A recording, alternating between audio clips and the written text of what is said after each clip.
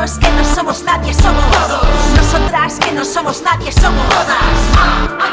Anticapitalistas. Anticapitalistas. Anticapitalistas. Era importante hacer un acto como este en esta universidad porque sin duda si Daniel hubiera podido estaría hoy muy contento de ver el éxito de esa primera universidad de izquierda anticapitalista y que esperamos que prefigure el éxito de ediciones futuras. Bueno, como todos sabéis, Daniel fue una de las figuras excepcionales de la izquierda internacional, digamos, de las últimas décadas, y fue una persona que reunió en él una combinación de cualidades que es difícil de encontrar en general.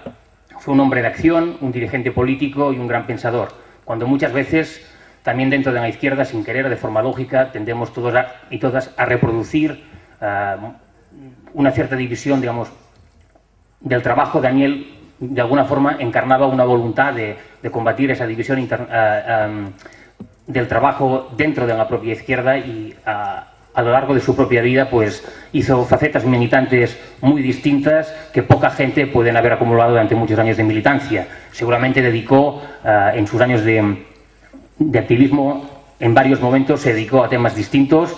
Muchos lo conocimos ya en el último periodo de su vida, donde estaba básicamente dedicado al trabajo intelectual y a la reflexión sobre las ideas y a la reflexión política, pero fue una persona que durante su vida desempeñó tareas militantes de muy distinta faceta, que yo creo que es un ejemplo de cómo podemos luchar de forma permanente contra la división social del trabajo dentro de la propia militancia e intentar que todas y todas hagamos un poco de todo en esa actividad por intentar cambiar el mundo.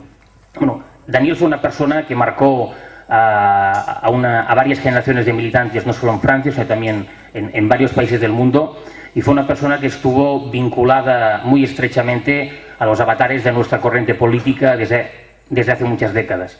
Y también en los últimos años siguió de forma atenta y desde cerca todo nuestro trabajo de reconstrucción política y organizativa que nos han llevado a donde estamos ahora y a poder realizar actividades como esas. Y no en vano estuvo varias veces con nosotros en Madrid, en Barcelona, en Bilbao, participando en todas las actividades que siempre le pedimos, que eran importantes para seguir avanzando en ese proceso de reconstrucción política.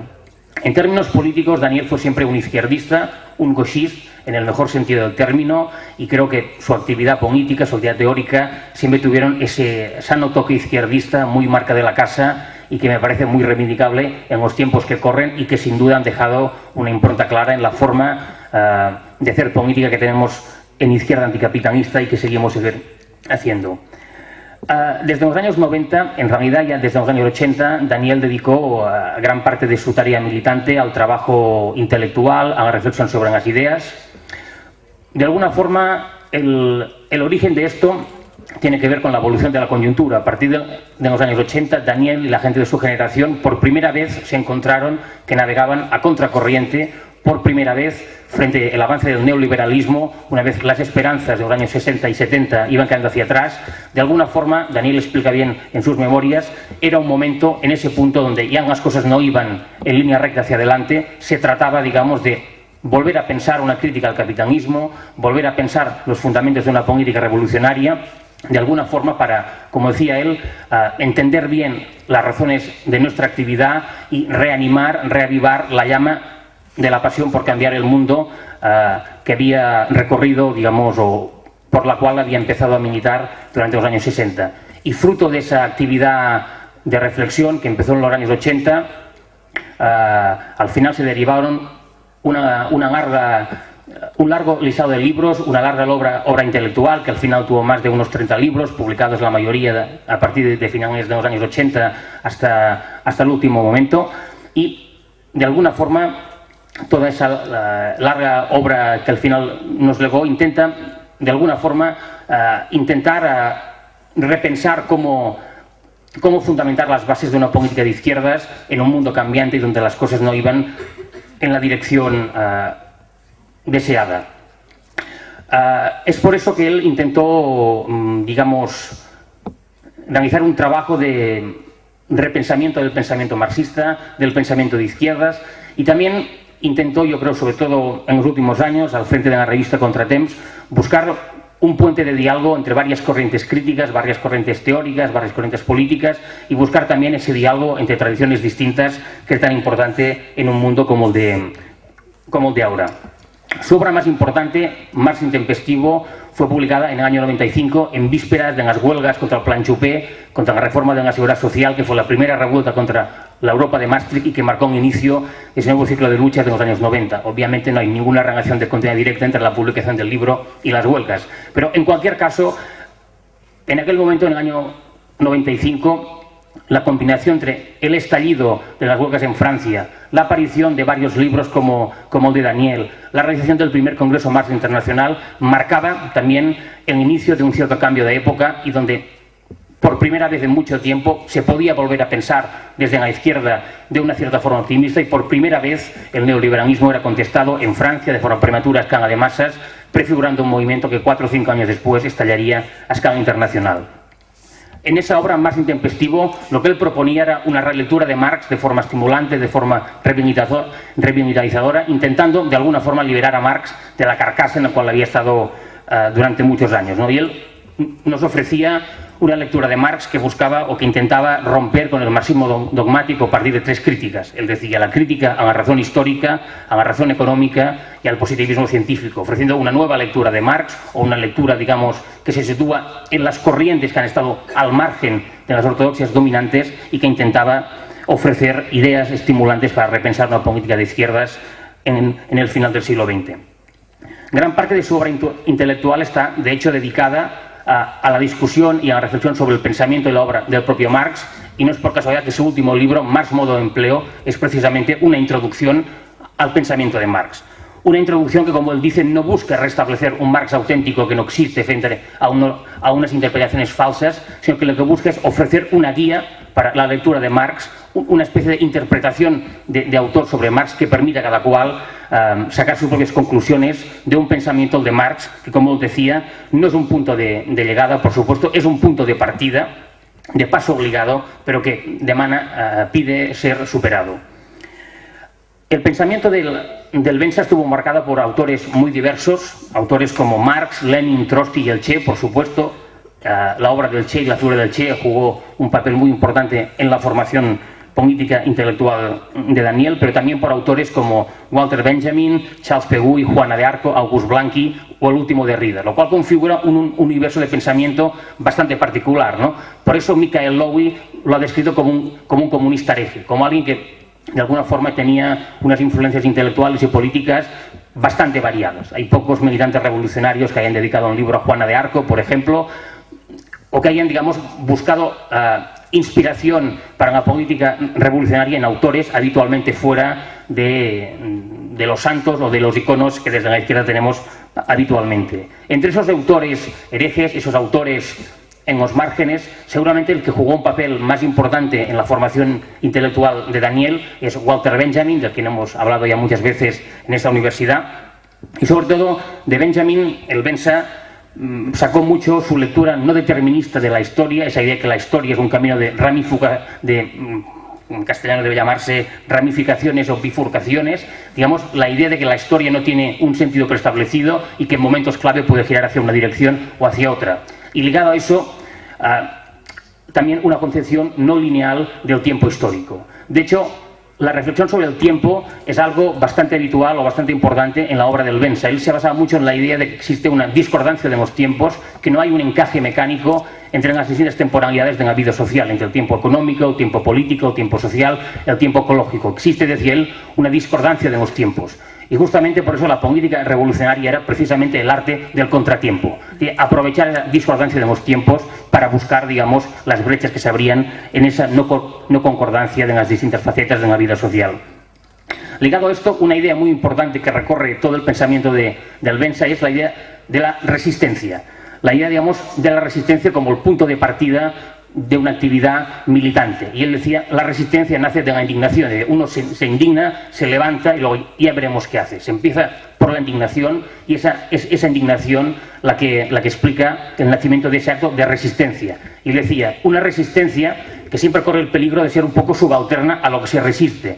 Y justamente por él, digamos, es importante señalar que su idea de la resistencia no es una política de la resistencia que pueda caer en una especie de discurso estético sin salida o de estetización de una resistencia que no va a ningún lugar. Justamente la política de la resistencia de Daniel Ben Said es una política de la resistencia que empieza por la resistencia para preparar el contraataque.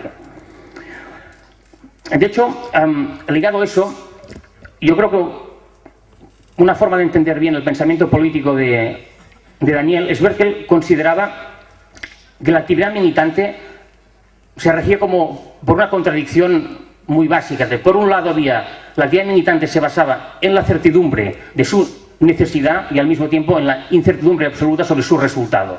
Por eso la apuesta por cambiar el mundo, la apuesta por la revolución era precisamente una apuesta razonada, pero sin ningún resultado de éxito. Por lo tanto, no una apuesta que se basaba, digamos, en un éxito cierto, sino más bien en una incertidumbre de un resultado que no se conocía. Para Daniel, esa idea de la apuesta por la revolución, la política de la apuesta por la revolución, se basaba en la idea de considerar que la apuesta por la ruptura, por la revolución, era no por una revolución como un esquema, no como no una revolución que se basaba en un modelo preestablecido, sino en una revolución que actuaba como hipótesis de estrategia y como horizonte regulador.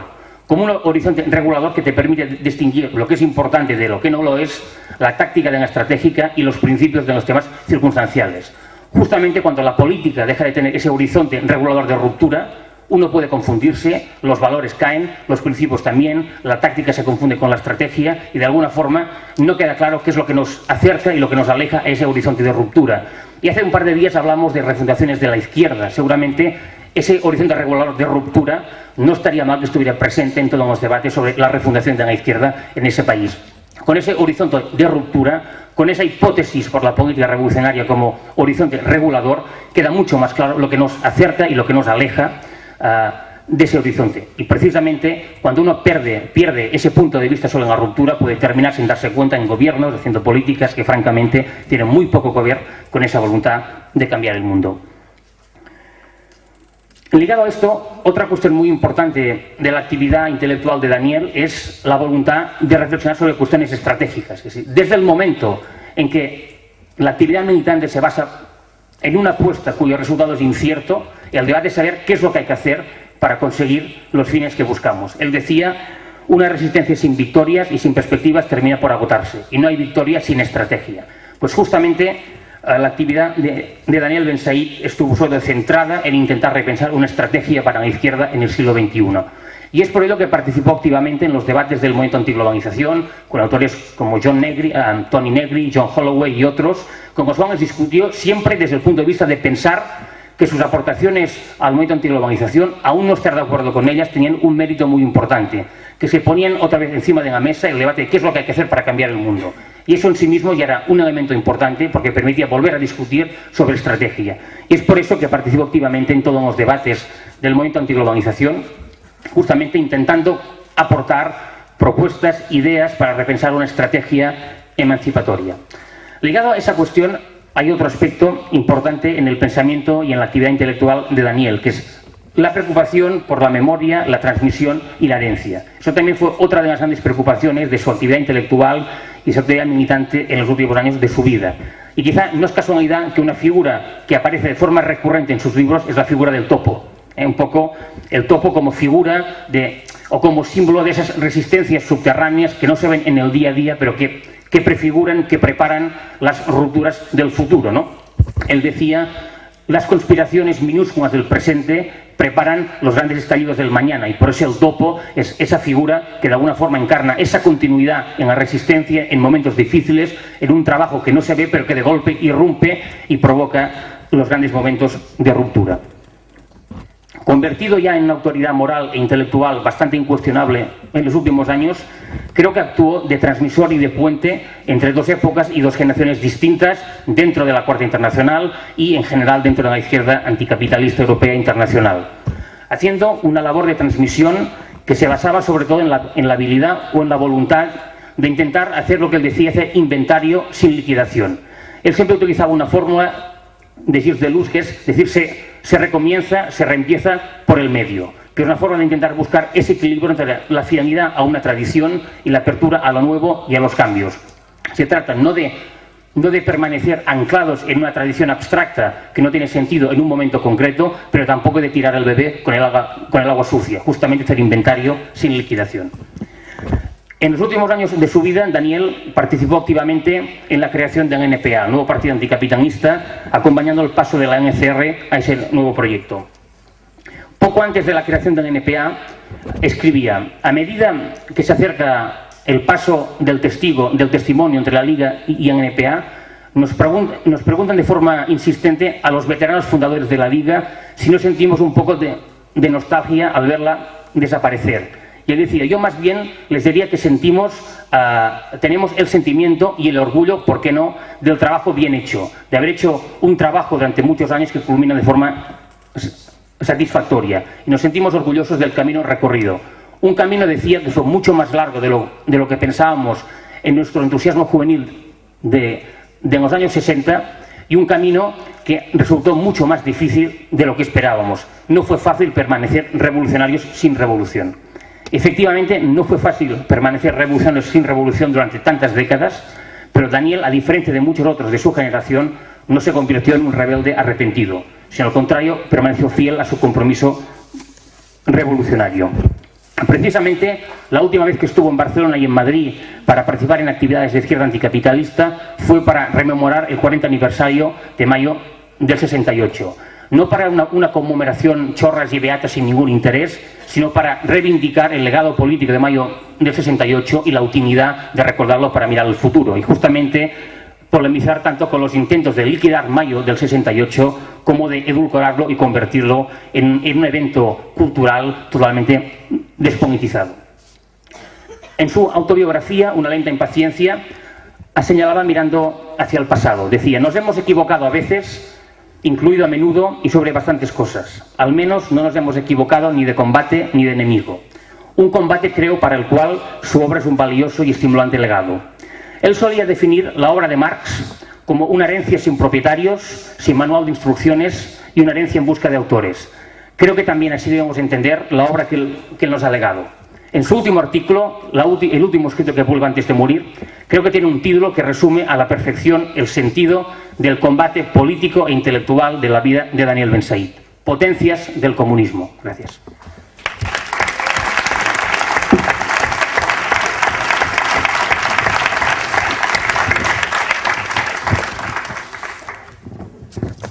Bueno, buenas noches.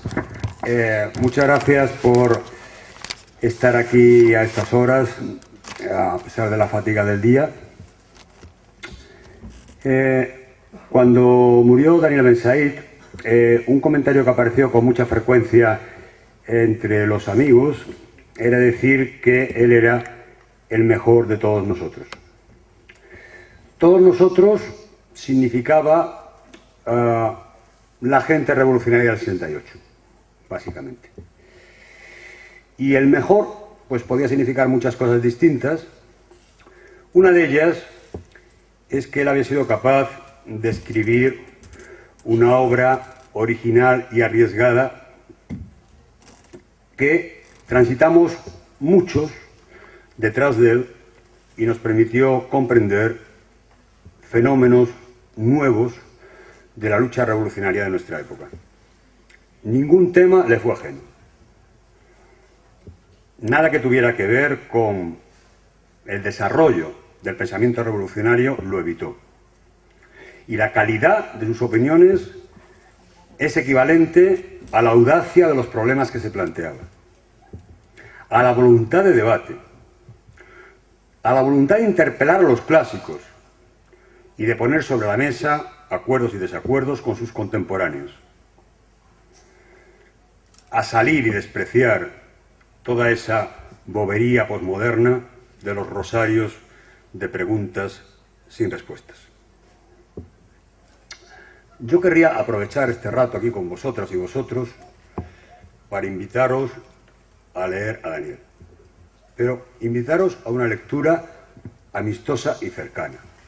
A veces tengo la sensación de que probablemente por cariño y respeto hacia él, no sé, se le lee de rodillas en un reclinatorio, ¿no? Y es una forma muy poco bensaidista de leer a Daniel Ben Said. No hay que sentir ninguna culpa porque algunas cosas de él no nos gusten. Él era un polemista muy bueno, respetaba mucho las opiniones ajenas y el sentido de su obra es su capacidad de interpelación, de que leyéndolo se nos ocurren cosas, ¿no? Él nos descubre algunas y otras vienen del debate con lo que él nos propone. Hay algunos textos de Daniel que son bastante difíciles de leer y aparte de todo la traducción de sus libros pues hay poco relativamente en castellano. Pero hay muchos artículos, entrevistas accesibles, muchos de ellos están en Viento Sur, más irán estando. Entre algunos amigos queremos montar una página web donde no solamente estén en la mayoría de los idiomas pues todas las obras suyas que podamos conseguir, sino además sea un marco de discusión, ¿no? De desarrollo, ¿no? De los campos que él abrió. Así que yo querría invitaros a leer esos textos y para eso me ha parecido que lo que puede ser más útil en el ambiente de esta universidad es hacer una cosa que no sé qué tal va a funcionar, pero en fin, vamos a ver qué pasa, que es hacer comentarios muy breves, o espero que sean breves por lo menos, sobre muchas cosas. Entonces esto tiene la ventaja de que si me paso de tiempo, pues corto donde llegue y nos quedamos en el punto en el que estemos. Yo he preparado algunos comentarios sobre 11 puntos. A veces sobre cuestiones laterales o anecdóticas de esos puntos, pero parece interés destacar. Como José María ha planteado muy bien un marco general del pensamiento de Daniel, pues entonces estas cuestiones más dispersas yo creo que entran bien. Así que vamos a ello. Y el 1, tratándose de Daniel, tiene que ser lo posible, las brechas, la crítica de la dictadura estúpida de los hechos, del sentido prosaico de la realidad, de la política del esto es lo que hay, de las relaciones de fuerzas como excusa para la capitulación ante quienes tienen el poder, ante la política de los que mandan. Frente a eso, Daniel escribió mucho sobre la idea de brecha y me parece que quizás hay interpretaciones de cómo él trataba el tema de las brechas, de lo posible como algo real, un tanto mesiánica, digamos, un tanto benjaminiana, viendo una política que se agota en la brecha, que busca el acontecimiento y para delante del acontecimiento, que se reduce a la espera de ese momento y a vivir ese momento. Y por tanto no tiene una perspectiva de construcción de organizaciones y de políticas revolucionarias. No es este el pensamiento de Daniel. Él dedicó una parte de su obra a polemizar con esta idea, ¿no? Es una idea que más o menos en ciertos aspectos defiende un filósofo con el que mantuvo muchas polémicas, que es Alain Badiou, esta idea de la política reducida al acontecimiento. Así que en él la política revolucionaria se construye antes de la brecha y sin la brecha. Pero hace falta tener una educación sabiendo que eso va a aparecer, que la revolución no aparece como producto de la evolución natural de los acontecimientos, que hay el momento de la ruptura, pero solamente una organización preparada para comprenderlo será capaz de actuar en él. Entonces hay una tensión en la construcción de la organización revolucionaria que busca, ¿no? Y que aprende a buscar esas brechas. La experiencia nos demuestra que en muchas ocasiones hay ocasiones perdidas, ¿no? Oportunidades en las que hubo la posibilidad de dar un salto adelante en la construcción de la organización, en el desarrollo de los movimientos antagonistas, y no se utilizó. El partido que queremos construir debe tener capacidad para reconocer esas oportunidades. La calidad de un partido revolucionario, en la opinión de Daniel, se basaba en esa capacidad, pero se basaba también en saber construir la organización antes y sin las brechas. El punto 2 trata de la militancia. Hace muchos años, creo que en una reunión de la Cuadra Internacional, de alguna de la gente que andábamos por allí, Daniel apareció con una cita de alguien a quien no conocíamos personalmente, pero que sabíamos bastante de él. Un militante revolucionario polaco, luego ha tenido su evolución, que se llamó Karol Modzelewski, un hombre importante en las luchas antiburocráticas del 68 en su país, en Polonia. Le habían preguntado a Modzelewski cuál era la razón que tenía para ser militante. Y Modzelewski había respondido: la lealtad hacia los desconocidos. Y cuando nos contó aquella cita, yo creo que todos pensamos que aquellas palabras sencillas nos habían descubierto un mundo, ¿no? Que efectivamente la razón más profunda de ser militante revolucionario es ese tipo de lealtad. Al militante que no conocemos y que quizás no conoceremos. Que el privilegio de ser militante de una organización internacional tiene mucho que ver con esto. Con saber que hay desconocidos en muchos países, a los que quizás nos encontremos y quizás no, con lo que tenemos un compromiso fuerte de lealtad. De lealtad gratuita, que no pide nada a cambio, que no tiene más recompensa que la acción común, que está muy lejos del mercadeo de complicidades de las concepciones sectarias de la militancia. Una militancia que es un encuentro político, pero más que un encuentro político. En la discordancia de tiempos, de la que hablaba antes Josep María, Daniel decía que había un tiempo para la política, y era un tiempo muy importante, pero que había otros tiempos. Y decía él, el tiempo de los sentimientos, de la belleza, del pensamiento, y añadía: lo interesante es circular entre ellos. Y añado yo, lo interesante y lo divertido, ¿no? Somos militantes porque nos gusta.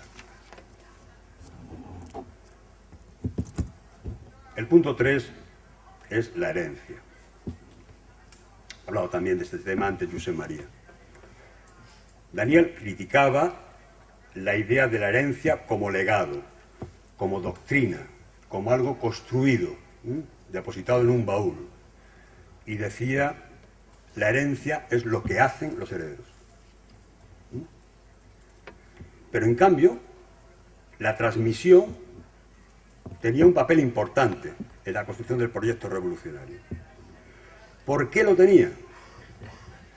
La respuesta de Daniel me parece que está llena, digamos, de contenido, que merece la pena pensar sobre ella. Decía: es importante porque permite recomenzar. Recomenzar. La continuidad de un proyecto revolucionario no es una continuidad lineal. Se basa en caídas y en levantarse. En volver sobre las lecciones mal aprendidas. En buscar puntos de recomienzo. A mí me gusta pensar, no sé si es verdad o no, que en Izquierda Anticapitalista hay recomienzos de la Liga Comunista Revolucionaria. Recomienzos, ¿no? Recomienzos significan cosas que se hicieron mal. Significa quizás una atención a algunas cosas interesantes del 76, de la lucha anti-OTAN, del feminismo, no sé. Pero el sentido, digamos, en lo que pueda haber de bueno en esa transmisión, no es en algo que está depositado en documentos, no sé, en un archivo, está en estos puntos que invitan a recomenzar. También en la construcción de una internacional futura hay algo de recomienzo. Espero que el acuerdo internacional sea uno de los hilos de ese recomienzo. Hay que ganárselo. El punto 4 es la lucha de clases. Hay una anécdota que le gustaba mucho repetir a Daniel, que la verdad que tiene gracia.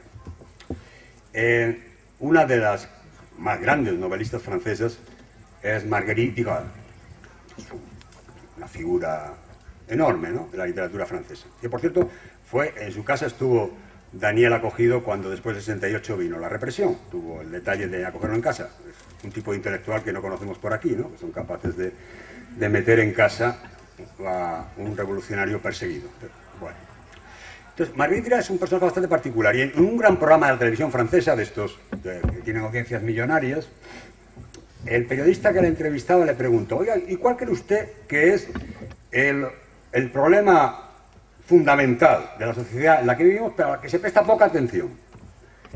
Y Marguerite Duras respondió: la lucha de clases. Entonces, el periodista que dijo: ¿perdón? Y Marguerite Duras dijo: la lucha de clases, naturalmente. Pues la lucha de clases, naturalmente. A alguien le gustaba decir que, hacer el comentario irónico de que hay muchos debates sobre si ha desaparecido o no el proletariado, pero nadie piensa que ha desaparecido la burguesía, ¿no? Así que en esto hay un problema, ¿no? Hay que mirar de frente a la realidad. La concepción entonces de la lucha de clases en Daniel, creo que lo ha dicho esta mañana Franco Dicho, es una concepción diagonal. No es algo que jerarquiza los conflictos, es algo que conecta conflictos, ¿no? Que busca poner en común diferentes resistencias, rebeldías respecto al orden establecido, que sitúa al capital como unificador. Pongámonos de acuerdo, hagamos cosas en común, porque tenemos un enemigo que nos afecta a todos y que es muy poderoso, y solamente podemos derrotarlo actuando juntos. Este factor unificador, frente a la desagregación, la fragmentación de nuestra época, los tribalismos, decía él, lo debe cumplir esta idea de la lucha de clases.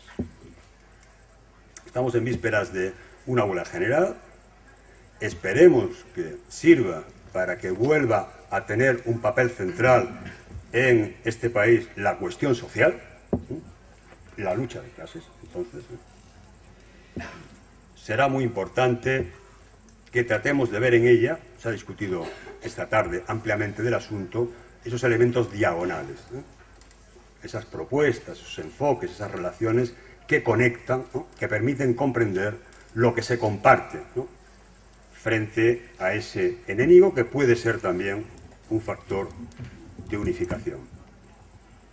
El punto quinto es la violencia.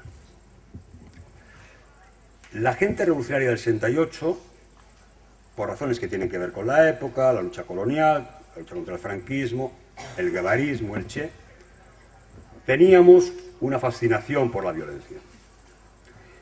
Y la fascinación nos impedía problematizarla.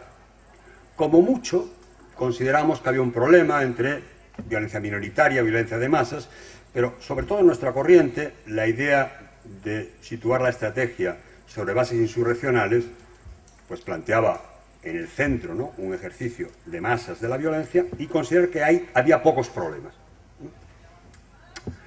La experiencia posterior, la experiencia de los años 80, la crítica y la autocrítica de las guerrillas de estos años, la experiencia de ver actuar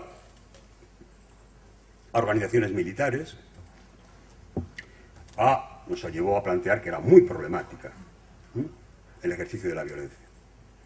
Y que era muy problemático también aquellos procesos revolucionarios que después se establecía sobre bases fuertemente militarizadas, uniformadas, vamos a decirlo así. Y hubo un tiempo en el que apenas se volvió a discutir sobre violencia, quedó más o menos aparcado. En algunos países había que hablar más del asunto, el nuestro es uno de ellos, pero en general no se trataba, como digamos, desde el punto de vista de los contenidos profundos, estratégicos, etc. Pero luego, a partir, digamos, del año 2000 y sucesivos, ha vuelto a volver a reflexionar en otras condiciones sobre qué pensamos de la violencia, porque se ha producido una hipertrofia, un crecimiento desmesurado de una violencia sistémica legitimada, porque vivimos en países donde atrocidades represivas la gente mira a otro lado y las acepta como buenas. Por ejemplo, la tortura. Se denuncian en sociedades cuando los agentes son supuestos fundamentalismos islámicos, pero no cuando los tenemos aquí cerca, apenas algunas decenas o centenares de kilómetros. Los ejércitos aparecen ante la sociedad como misioneros de la paz, la policía se legitima en nombre de consensos antiterroristas, los CITES, que son instituciones extremadamente violentas contra los inmigrantes, pasamos delante de ellos y forman parte del paisaje. Se multiplican los grupos de seguridad privada y nos hemos acostumbrado a verlos armados en el transporte, en la calle, en el fútbol, en el mercado, por aquí y por allá, sin darle mayor importancia. Denunciar este proceso de violencia sistémica aceptada socialmente es muy importante, pero evidentemente no es suficiente. Uno de los últimos textos de Daniel trata sobre el tema de la violencia. Y él se ha referido a veces a este tema y en cosas que la verdad yo no termino de entender muy bien. Por ejemplo, en un texto que es un poquito anterior, creo de hace 3 o 4 años, él decía que la violencia había que disciplinarla y domesticarla. Bueno, no está muy claro qué quiere decir eso. Además, sobre todo porque además colocaba como uno de los ejemplos de domesticación algunas artes marciales. Probablemente no decía chorradas, así que esto sin duda algún sentido tiene, pero como no tuve ocasión de comentarlo con él, me deja un poco raro, digamos.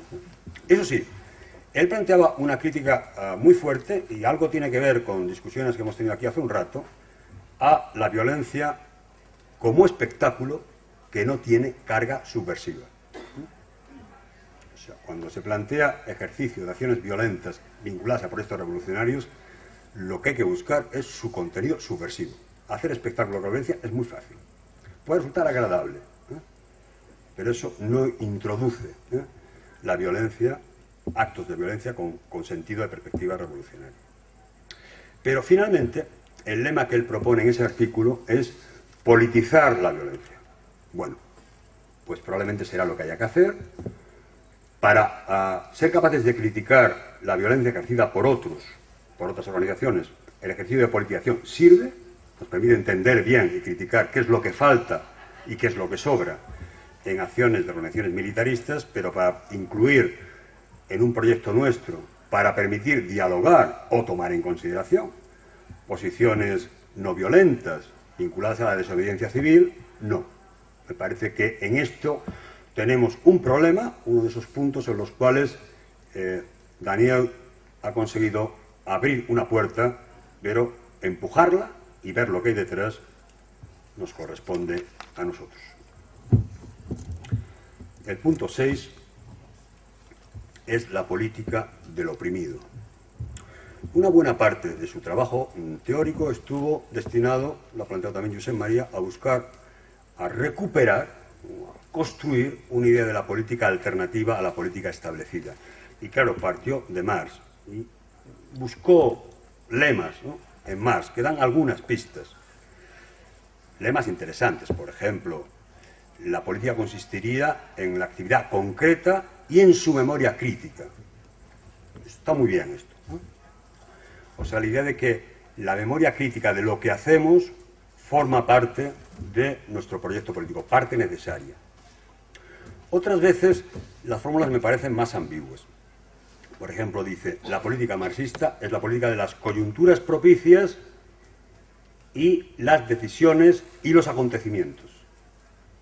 Esto tiene mucho que ver con una idea de brecha que, digamos, se corresponde con limitar demasiado, me parece a mí, la política revolucionaria al acontecimiento que rompe el curso natural de los acontecimientos. Pero, en fin, cuando quiso establecer una definición de la política del oprimido, dijo lo siguiente: aquella política de los que están excluidos de la esfera estatal a la cual el pensamiento burgués reduce la política profesional.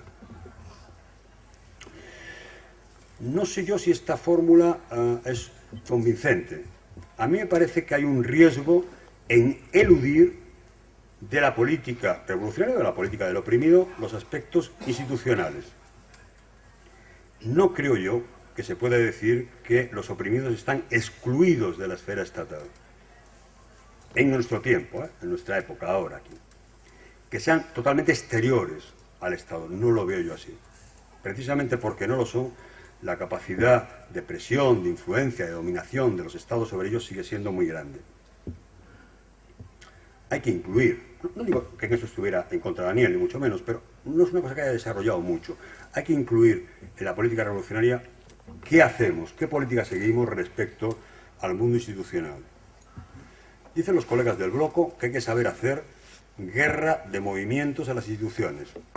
Es una buena fórmula, pero no resuelve muchos problemas, ¿eh? En la experiencia política del bloco hay guerras de movimientos que han marchado, algunas mejor que otras. Pero la idea de colocar el pensamiento de la política del oprimido sin considerar los problemas institucionales, a mí no me parece una idea muy convincente. Hay que seguir trabajando sobre ella. El punto 7 es la estrategia. Hago una cita de Daniel. El pensamiento estratégico no se limita a describir la realidad efectiva, sino que se orienta a comprender sus pesadillas inconfesables, sus sueños y deseos rechazados, a explorar posibilidades, a liberar potencialidades. Es un texto muy bensaidista, ¿no? Rompe, digamos, con cualquier concepción, una descripción sociológica del campo de juego del pensamiento estratégico. Y piensa que incluso en una especie de mar plano, en calma, siempre hay algo que bulle. Y el sentido de la estrategia revolucionaria es buscarlo. La estrategia, empero, es el campo del ensayo, de la prueba y el error, el campo minado de incertidumbres y de dudas, decía él. El terreno entonces en el que pueden funcionar, él piensa, deben funcionar, se refirió también Josep María, las hipótesis. Daniel era muy contrario a los modelos estratégicos, ¿no? Concepciones cerradas de la estrategia, pero en cambio consideraba imprescindible contar con hipótesis estratégicas, aunque al final, en los últimos textos suyos, distinguía entre lo que llamaba hipótesis globales e hipótesis limitadas, ¿no? Y trataba con más prudencia la posibilidad en nuestro mundo de formular grandes hipótesis estrategias de conjunto. A mi parecer hay que moverse con mucho cuidado en el terreno de las hipótesis estratégicas, sobre todo en lo que podemos llamar las hipótesis duras, ¿no? Las fuertes, ¿no? Lo que significó en el pasado nuestro la idea de la hipótesis insurreccional. Es diferente las fórmulas, los terrenos más flexibles del debate estratégico, la autogestión, la búsqueda de objetivos desmercantilizadores. Pero creo que hay que tener cuidado con creer que sabemos más de lo que realmente sabemos en el campo de la estrategia. Sin duda mañana François Sabadell hará honor a este criterio en su intervención. El punto 8 es la democracia partidaria. Es bastante habitual, sobre todo en la experiencia del movimiento antiglobalización, de algunos sectores, pero de sectores muy potentes del movimiento, la idea de que necesariamente la forma partido es autoritaria, antidemocrática, impide el desarrollo de la iniciativa de sus miembros, etc.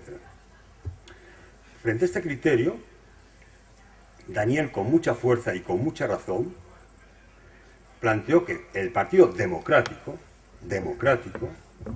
es en cambio el instrumento más adecuado para combatir dos males que cercan a la organización antagonista en nuestra época, que son la corrupción y la cooptación mediática. Ningún instrumento mejor que un colectivo militante organizado democráticamente, especialmente porque la alternativa, de hecho, a este partido democrático, hay formas organizativas autoritarias, ciertamente, pero quienes plantean ese tipo de crítica general, digamos, a la forma partido, terminan organizándose mediante estructuras de lobby, mediante un consenso exigido que elimina el debate político, mediante direcciones que son estructuras informales, incontrolables, mediante profesionales eternos que justifican su eternidad porque dicen no ejercer poder. Esto no tiene nada que ver con la democracia. Nosotros podemos aspirar en estructuras partidarias a construir una organización que responda a estos males, digamos, y al mismo tiempo sea capaz de resistir a estas presiones de la corrupción y la cooptación mediática. El punto 9 es la revolución. La revolución que es un horizonte, que es un proyecto, que es un mito, que en nuestra época parece haber perdido sentido por un uso comercial generalizado, por la banalización, hasta convertirse en algo desactualizado, inofensivo. En el pensamiento de Daniel, la reivindicación del proyecto revolucionario es lógicamente fundamental. Y este proyecto está vinculado sobre todo a la idea de ruptura radical que ha planteado antes Josep María. Pero yo quería hablar de otra parte de la idea de revolución de la que se habla menos y que está en la obra de Daniel. No ya en este caso la ruptura, sino la liberación de tendencias, aspiraciones, proyectos que están en nuestra sociedad, pero están sometidos, cegados, invisibilizados por el capitalismo. Hay una fórmula de Benjamin que a Daniel le gustaba citar, que es por otra parte muy hermosa, que dice que la revolución desembruja a la ciudad. Esta idea de que la ciudad, la sociedad está embrujada por el capitalismo y que está entonces acogotada, ¿no? Que hay esas cosas que bullen, que existen dentro de ella, que van en la dirección emancipadora, no pueden salir.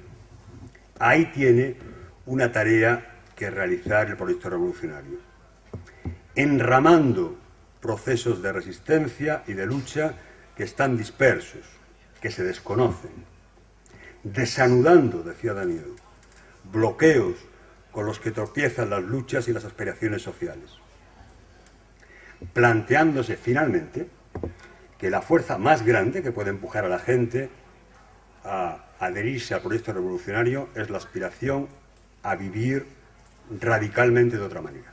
En este punto sí que puede haber una conexión entre la manera de definir el proyecto revolucionario propia de Occidente y aportaciones de los movimientos indígenas. Yo creo que esta mañana lo hemos hablado y creo que puede ser muy interesante reflexionar sobre lo que significa en las tradiciones indígenas la idea de buen vivir. El punto 10 es el comunismo. El último texto de Daniel, lo recordaba Josep María, es una reivindicación del comunismo. Bueno, él utiliza eso de ecocomunismo. A mí la verdad es que esto de los prefijos no me resuelve muchos problemas, pero bueno, sí que yo voy a hablar de comunismo, porque si alguien le quiere llamar ecocomunismo, pues están amigos, ¿eh? Hay aquí una vieja reivindicación. En los años estos 68, 70, etcétera, cuando nos llamaban trotskistas, nosotros respondíamos normalmente, no, nosotros somos comunistas que no capitulamos ante el estalinismo. Así que, y además el nombre de nuestros partidos era comunista, de una manera u otra estaba allí puesta la palabra. Ahora, la palabra está corrompida por el estalinismo hasta hacerse incomprensible. Debemos recuperarla, correr el riesgo de enarbolar un nombre que será dificilísimo limpiar del fango que le ha caído encima. La idea de Daniel era que más bien sí, y para ello aportaba dos razones.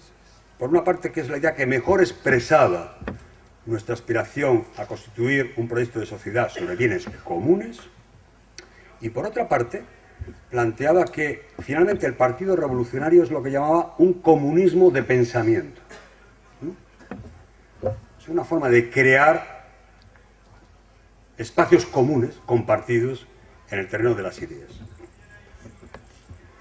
Podemos considerar que el anticapitalismo es un buen nombre político, pero es un nombre provisional. Normalmente el movimiento obrero se ha definido no por contra quien lucha en sus nombres, ¿no?, sino por, de alguna manera, la palabra que incorpora un cierto proyecto político. Posiblemente la mejor palabra para definir nuestro proyecto sea comunismo.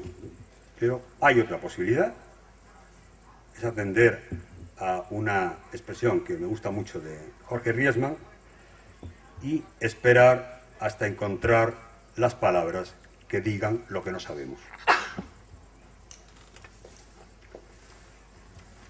El último punto es las dudas. Daniel y las dudas. Daniel planteando que el partido que queremos construir debe saber trabajar en la aspereza de los desmentidos de la práctica, nada menos, ¿no? Sabía de lo que hablaba, ¿no? Estas asperezas hemos vivido unas cuantas.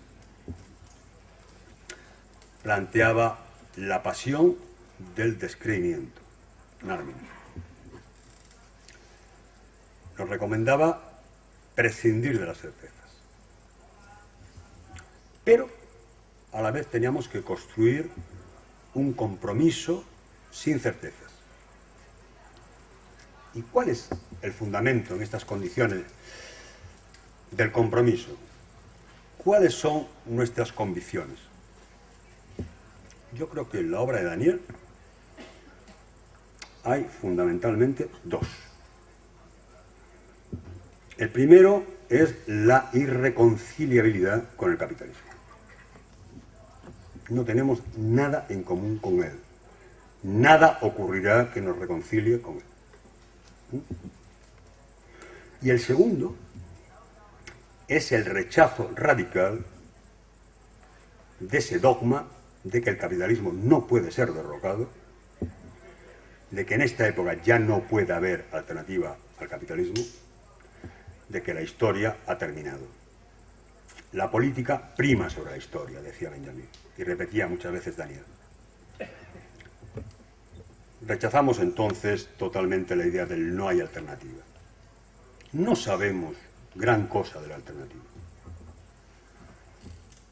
Tendremos que aprender lentamente. El tiempo de la política revolucionaria es, desgraciadamente, lento en nuestra época. Habrá errores, avances que quizás sean frágiles, derrotas que pueden ser duras. Será un camino difícil, pero la convicción está en la búsqueda. No hay duda, en este caso no hay duda, Daniel no tenía ninguna duda, nosotros no tenemos ninguna duda de que existen caminos para derrocar al capitalismo, para construir ese sueño de una sociedad comunista, existen y los encontraremos. Gracias.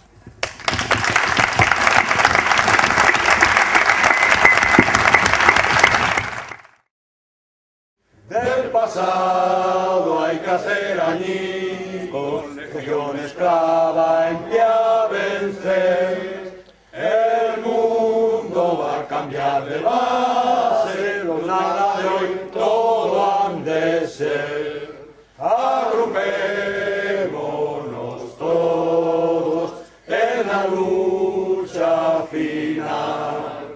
El género humano es la internacional. Agrupémonos todos en la lucha final. El género humano es la internacional.